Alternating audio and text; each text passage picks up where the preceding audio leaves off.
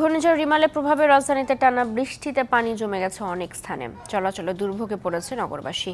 এ নিয়ে আরো জানাতে ৭ রাস্তা এলাকা থেকে যুক্ত হচ্ছেন আমাদের সহকর্মী মাহফুজা বৃষ্টি। কথা বলবো তার সাথে। বৃষ্টির প্রভাবে রাজধানীতে কি কি অসুবিধায় পড়তে হচ্ছে, নগরবাসীকে কি বলছেন তারা জানাবেন।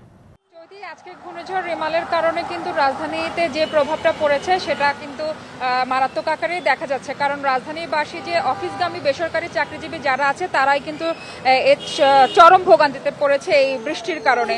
কারণ রাজধানীতে এমনিতেই সামান্য বৃষ্টিতেই জলাবদ্ধতা তৈরি হয়, যানজটের তৈরি হয়। সে জায়গায় আজকে যেহেতু রিমালের প্রভাব গত 2-3 দিন যাবতই, গত সপ্তাহ জুড়ে আবহাওয়া অধিদপ্তর থেকে কিন্তু সতর্কবার্তা দেওয়া হচ্ছে কবে নাগাদ ঘূর্ণিঝড় আসবে এবং কোথায় কোথায় কখন আঘাত হানতে পারে সবকিছু জানানো হয়েছে। কিন্তু যে বেসরকারি প্রতিষ্ঠানগুলো তাদের তো অফিস যেহেতু খোলা, সেই জায়গায় রাজধানীবাসীকে কিন্তু অফিসে যেতে হচ্ছে বলে তারা নিজেদের গন্তব্যে পৌঁছে। যদিও এই সময়টায় একটু আপনি দেখতে পাচ্ছেন রাস্তায় যানজট দেখা যাচ্ছে।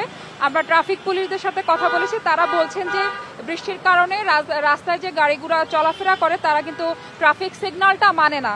ট্রাফিক সিগন্যাল না মেলে চলার কারণে কিন্তু এই যানজটের তৈরি হয়। তারপরেও তারা চেষ্টা করছে যথাসাধ্য তাদের মতো করে এই যে ট্রাফিক কন্ট্রোলটাকে সামাল দেওয়ার জন্য, কিন্তু তারপরেও কিন্তু হিমশিম খেতে হচ্ছে। আর সবকিছু মিলিয়ে কিন্তু অফিসে যে এই মুহূর্তে একটু কম মানুষের আনাগোনা, কারণ সবাই যাদের 9টায় অফিস বা 10টায় অফিস তারা সকাল থেকে কিন্তু বেরোয়, হয়তো কিছুক্ষণ আগে তারা তাদের অফিসে গন্তব্যে পৌঁছাতে পেরেছে বলে রাস্তায় এখন সাধারণ মানুষের চলাচল একটু কম। তবে রাস্তায় যে বাতাস এবং জলাবদ্ধতা, যানজট সবকিছু মিলিয়ে কিন্তু রাজধানীর অবস্থা একাকার। চৈতি, বৃষ্টি, ধন্যবাদ আপনাকে।